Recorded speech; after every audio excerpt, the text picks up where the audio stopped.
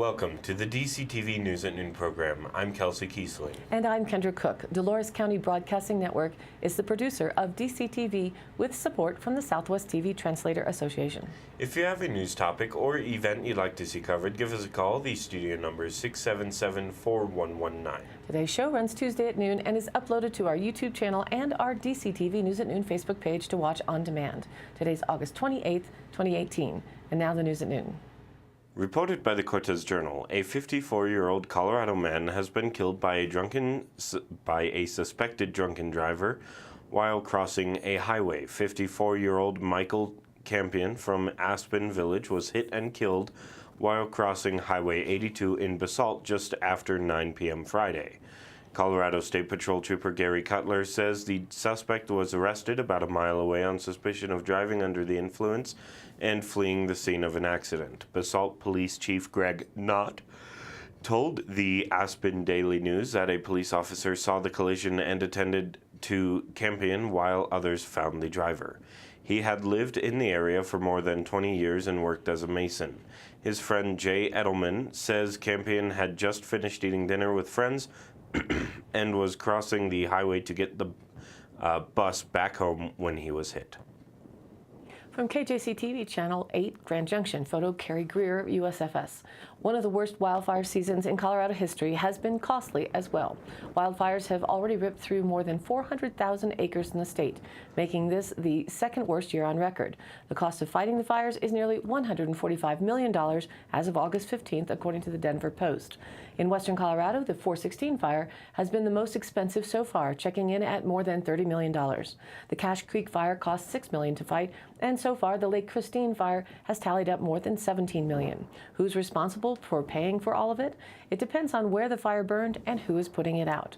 A portion of the fire is covered through state funds as they stepped in when the fire was on state or private land, Karen Scheuer, Aspen Sopris District Manager, said.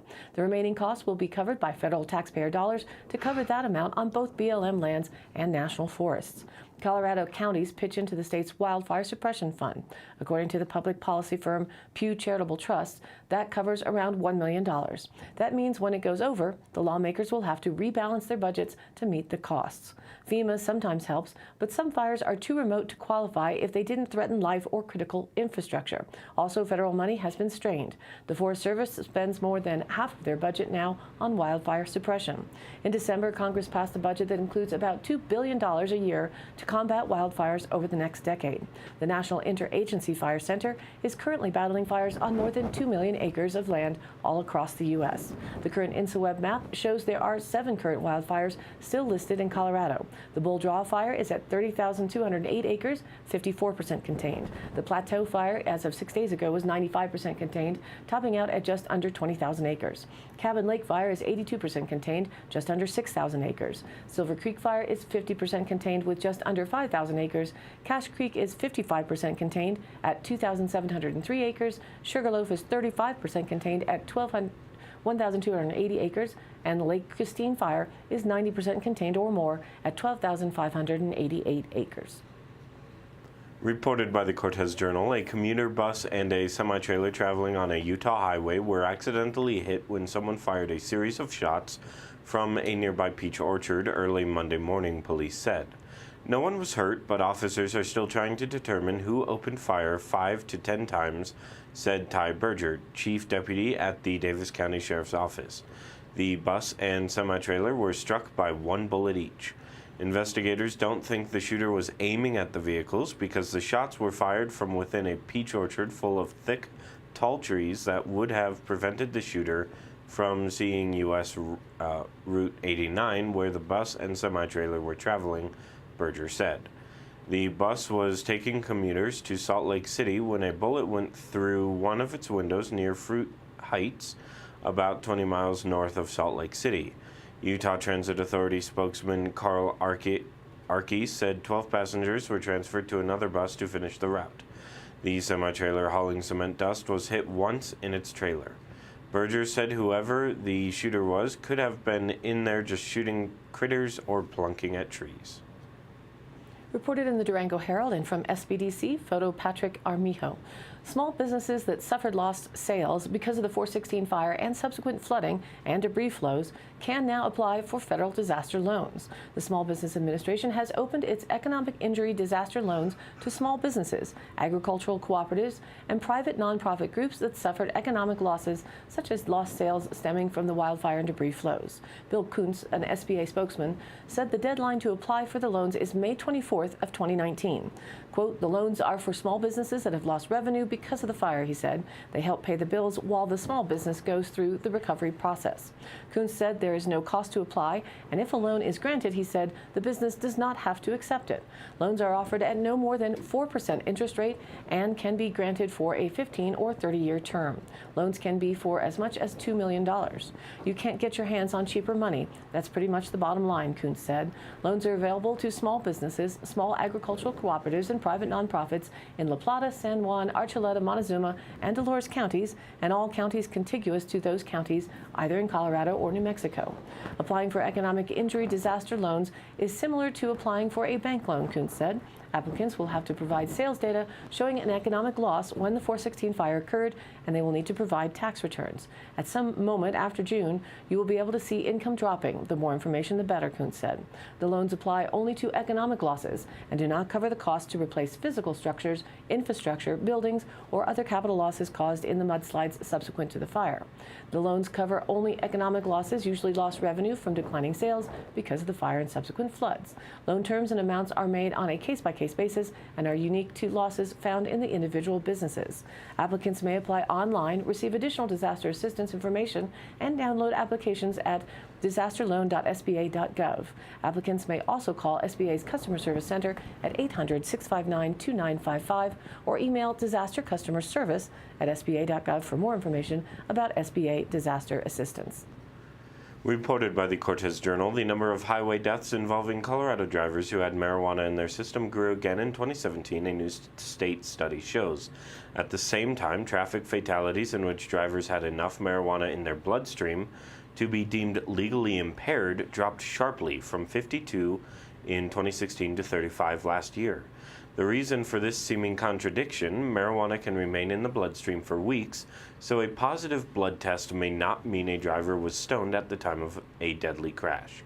As the Colorado Department of Transportation study notes, the presence of a cannabinoid does not necessarily indicate recent use of marijuana or impairment. Overall, the number of fatalities involving positive tests for marijuana has nearly doubled since recreational legalization in 2014, from 75 that year to 125 in 2016 and 139 last year.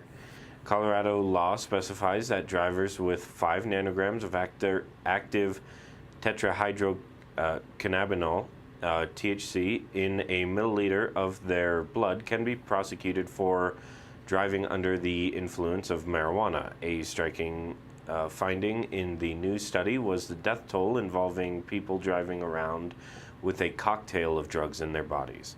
In 1 year, deaths were where drivers tested positive for cannabis, any alcohol, and other drugs tripled from 8 in 2016 to 25 last year. The report also found that drunken driving deaths had increased again.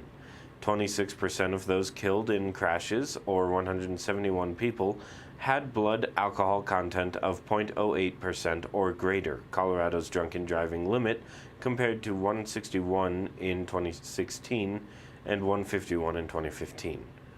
Meanwhile, traffic deaths generally continued to increase on state roads, going from 546 in 2015 to 608 in 2016 and spiking to 648 last year. And now let's take a look at the weather.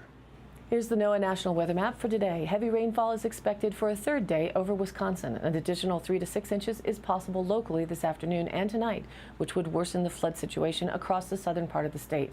Much of the strongest rain activity will continue to threaten the region from the northern plains to the Midwest. Chances for rain and thunderstorms continues in the south and southeast as well as western New England. And you might be able to make out that small blue circle in Wyoming remaining with snow potential in the highest elevations. Most of the western state coverage will remain dry dry and windy at this time. Regionally isolated thunderstorms are possible over the Park, Gore, and Flat Tops this afternoon through early this evening. Expect gusty winds but little measurable precipitation.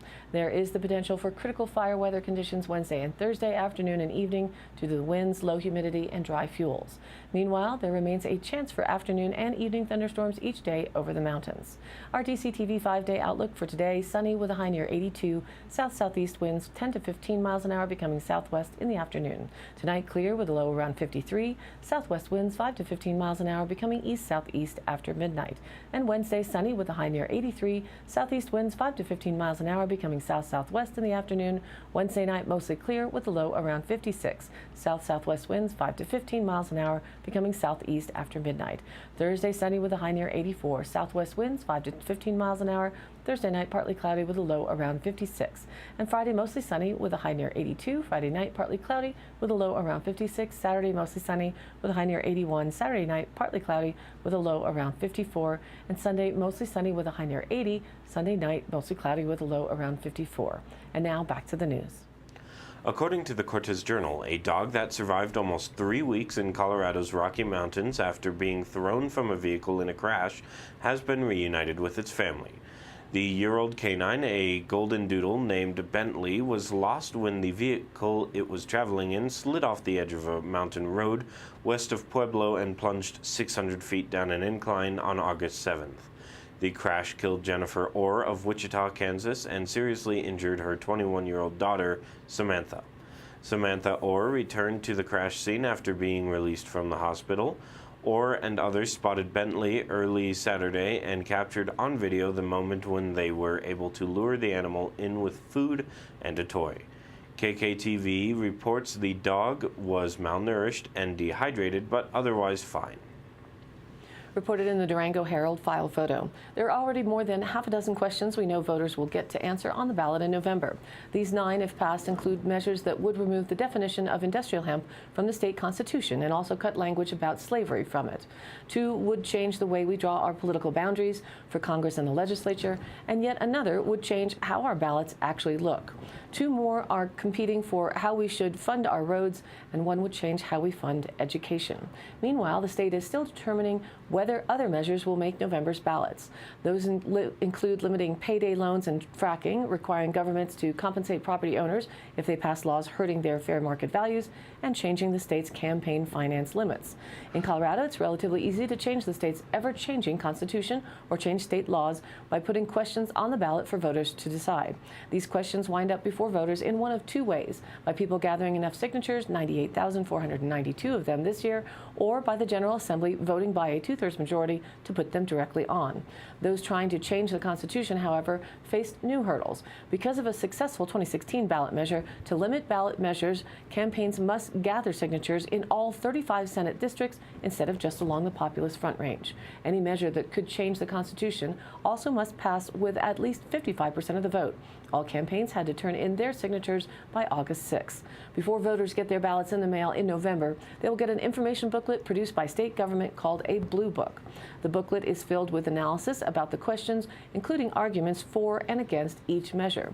Staff at the legislature vet the information in the Blue Book and conduct public hearings with interested parties about each measure to draft a summary of arguments for or against. Looking at just one of the questions to be on the ballot as an example, should Colorado scrap the definition of industrial hemp from the Constitution?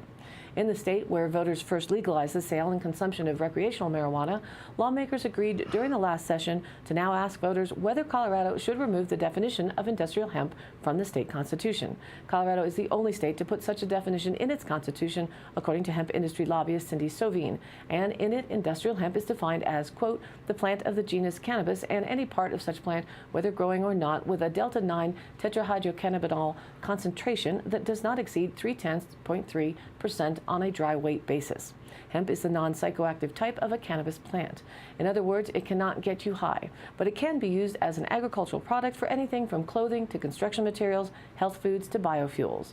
Supporters of this measure say scrapping the definition of industrial hemp in our Constitution and moving it over to state law, where it automatically aligns with the federal definition, would allow Colorado's hemp growers to more easily stay in step with federal policy and remain competitive with other states.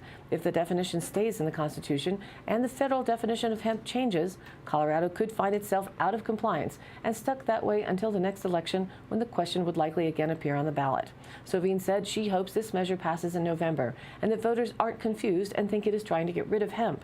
That's not the case, she said. The intention and support that came from the hemp community was really to give the state the flexibility, like every other state, to remain in federal compliance. There was no organized opposition to the measure, Sovine said, but Legislative Counsel, the department in the legislature that works on ballot measures, writes in a draft analysis that an argument against it could be that voters already approved of the definition of industrial hemp in 2012 when they passed the Amendment 64 ballot measure that legalized weed, and passing this amendment would allow lawmakers to change it in a way voters didn't initially intend when they first cast ballots on the big pot question 6 years ago. So, when you receive your blue book in the mail as a registered voter, take a read through the pros and cons of each listing, talk about it with your elected officials or families and friends, research online, and then you'll be able to make a decision that will continue to guide Colorado politics and your future. According to the Cortez Journal, with photos by Claudia Laws with the Durango Herald, a teacher at the Juniper School in Durango might help a student in the morning, but in the afternoon the assistance might come from a classmate, maybe a grade ahead, or another student who has a particular knack for writing or math. This year, the school has moved to a mixed-age classroom model with kindergartners and first graders in primary classrooms, second and third graders in the intermediary classrooms, and fourth and fifth graders sharing the upper elementary classrooms. Monday was the first day of classes at the Juniper School. Noah Hoke, age 9, a fourth grader, the son of Heather and Wayne Hoke, and Judah Bromley, age 10, a fifth grader, the son of Kristen Moore, were helping to list different class jobs and define them. Both students enjoy having friends from different classes. Mixed-age classrooms have always been a part of the school's charter, said Juniper head of school Katie McCullough. The school delayed using mixed-age classrooms last year, the school's first year of operation, she said, because relationships among teachers, students, and parents all had to be built before the full benefits of the concept could be garnered. The Juniper School, which currently has 136 students and a waiting list, was in the development and planning stages for 4 years. The 2018-19 school year is its second year of operation. The charter school, located above Big Picture High School, 215 East 12th Street, uses a Montessori-inspired curriculum of student-driven learning that McCullough said gives kids a role in guiding their learning. Math, reading, writing, and practical life skill learning stations are in each class with tubs filled with various lessons, and students are given time to explore the tubs based on their interests. And in more local politics, the Journal reported courtesy and file photos. 3 public meetings are planned leading up to the Montezuma County Board of Commissioners election in November. August 28th, Tuesday night, the Southwest Colorado Livestock Association will host a forum of candidates for Montezuma County Commission District 1. It's at 7 p.m. at the Cortez Livestock Auction, the sale barn, at 12129 U.S. Highway 491. The forum will be moderated by Livestock Association member Pam Sukla. There will be opportunities for the public to ask questions. On September 6th, the Four Corners Free Press and KRTZ Radio will sponsor a forum providing voters the chance to, quote, meet and question the candidates. It's at 6 p.m. at the Dolores Community Center at 400 Riverside Avenue in Dolores. And on September 18th, the League of Women Voters will host a candidate forum at the Montezuma County Combined Court at 865 North Park Street. Doors open at 6 p.m. and the forum begins at 6:30, according to a press release from Eleanor Kuhl.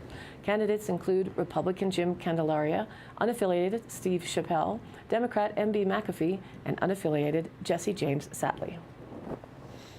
And now for the Dolores County Sheriff's Roundup for the week of August 20th through the 26th. At-large dog report was taken and an animal control officer and a Dolores County Sheriff's Office deputy responded. A resident reported theft of antlers. The case is under investigation. A report of water trucks driving fast down county roads.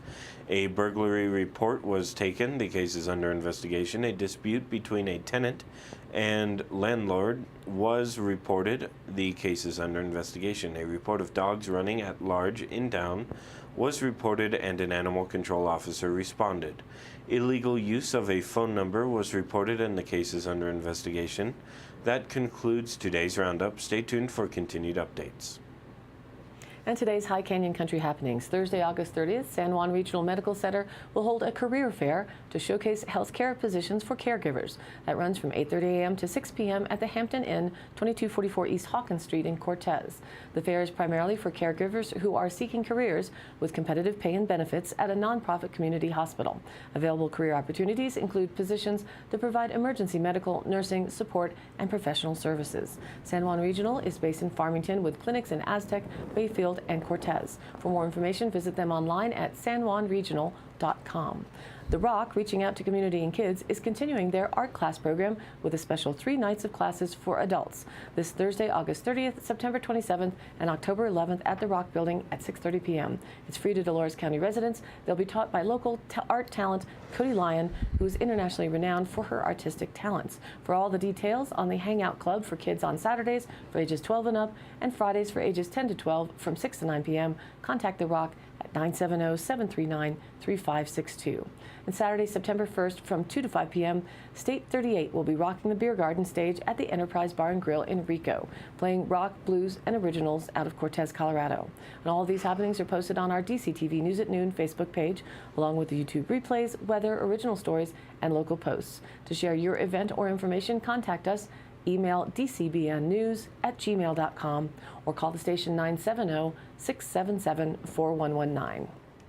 Thanks for tuning in. News at Noon airs at noon Monday through Thursday and then is available online on our YouTube channel and our DCTV News at Noon Facebook page on demand. And be sure to like us on Facebook and join in on the news of our area. And of course, please share it with a friend. For Kendra Cook with DCTV and the News at Noon program out of Dove Creek, USA, I'm Kelsey Kiesling. Thanks for watching.